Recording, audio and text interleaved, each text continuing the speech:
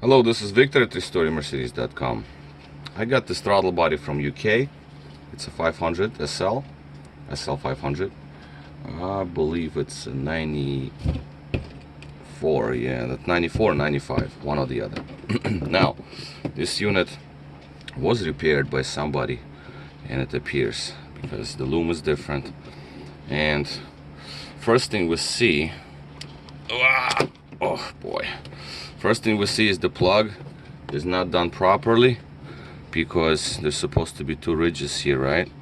So this is the plug, that's how it's supposed to be. This is the top, if you will.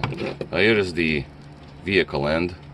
So I call it the top because it's supposed to be two little notches, as you can see, one on each side here on the top of the plug, and those are like little triangular notches that are supposed to slide in to guide it straight, because if you guide it sideways, then obviously you can bend those tiny little pins and you can damage them. So therefore there are guides. Okay, now somebody who put this together, they put it upside down somehow.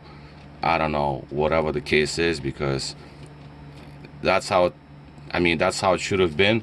But if you look at the numbers, they're upside down, so they just cut those notches off.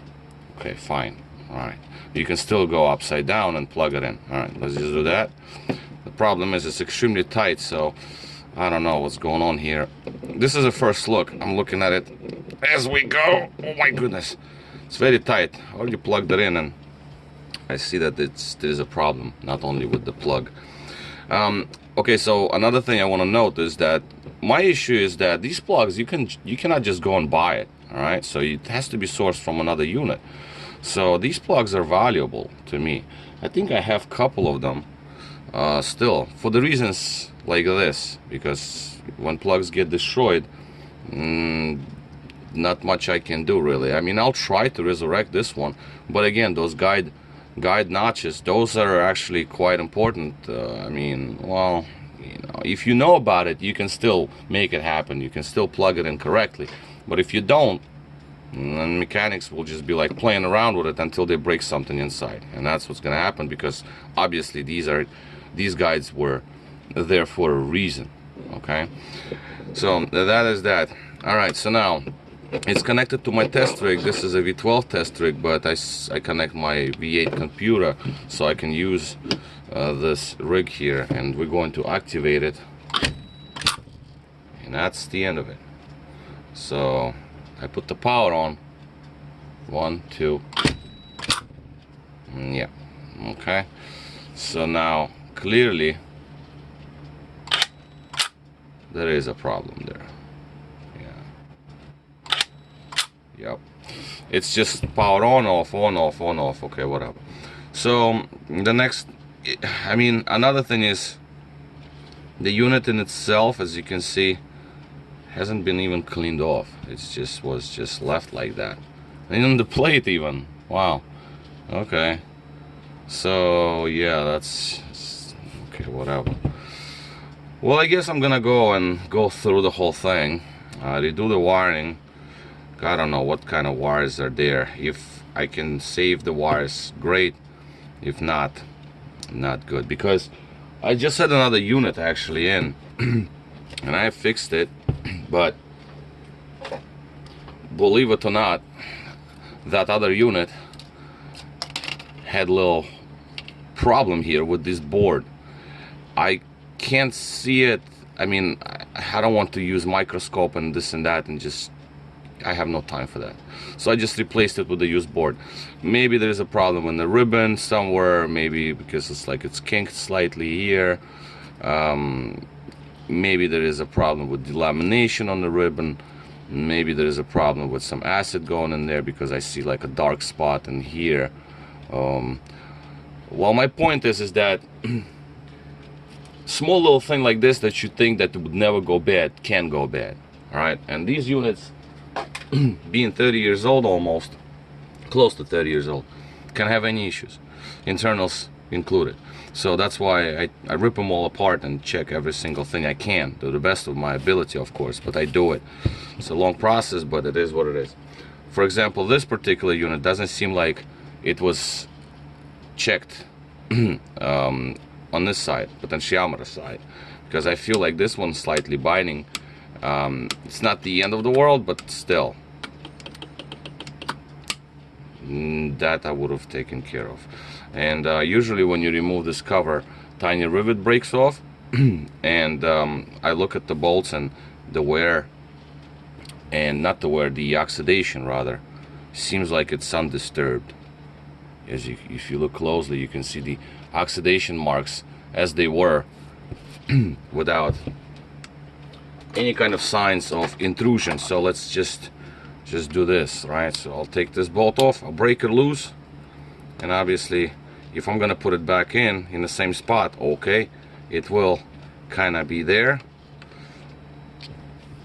but I see tiny little scratches there now, and by tightness of the bolt you can also tell that this one is tight as original. So like you can even see tiny little specks of dust and dirt right in between the bolt and the case. So once I broke this one off, this is clean.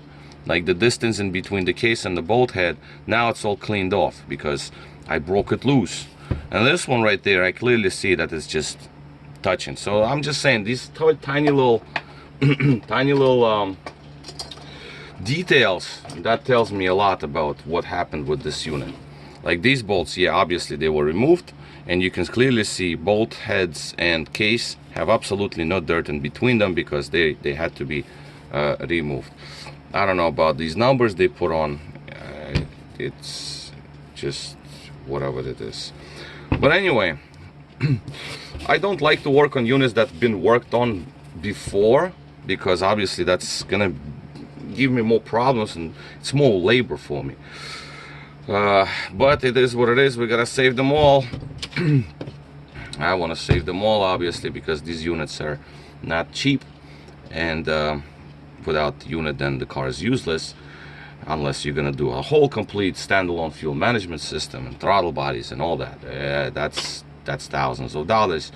So we want to keep it alive, and yeah, that's what I'm gonna do.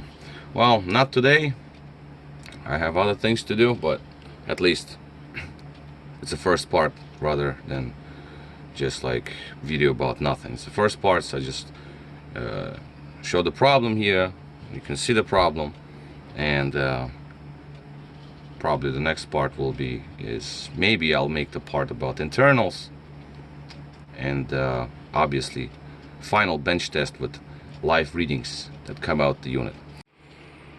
One more addition I would like to make to this video is the wiring situation in this inside this throttle body, and I already checked some pinouts and some of the wiring is in wrong position. So let's take a look real quick at the soldering job. It's a pretty terrible job, to be honest with you, because I can't move the board anymore, but it's like the wires there, some of them just bare. If you look at it closer, you see this is pretty bad, because it's like this, the green one is brutal. You know, this one right there, this is really brutal, because it's like barely touching. It's just horrible. They're not through the openings, they're just somehow were attached, and I don't even know. It's like that black one right there, that thing is like bare copper. Like, wow, well, you know, you can't do this. I mean, you know, this is bad. I'm trying to focus. So yeah, that's pretty bad. Yeah, that's basically the condition of the wires. Oh yeah, one more thing. When the gear was put back in, there's supposed to be like a weird washer kind of looking thing. Yeah, I don't know if I have it in my parts bin here. I mean, obviously I have some. Oh, here it is. All right, I got one. All right, so it's supposed to be this little washer here with a little notch so it doesn't spin when the gear spins, and that's missing there. So the gear is free. Well, not really free, but more or less not as secure as it's supposed to be. It shouldn't be moving this much, and this retainer is very loose. Those washers that were put in there, they're supposed to go here, and this one right here goes in the back. Well, obviously I have a bunch of used units, parts units that I can source that stuff from. This I have to kind of compress so it stays tighter. All right, so this is it. Very long video. Part 1 is SL500 throttle body from United Kingdom. All right, Victor here, RestoreYourMercedes.com. Thank you for watching.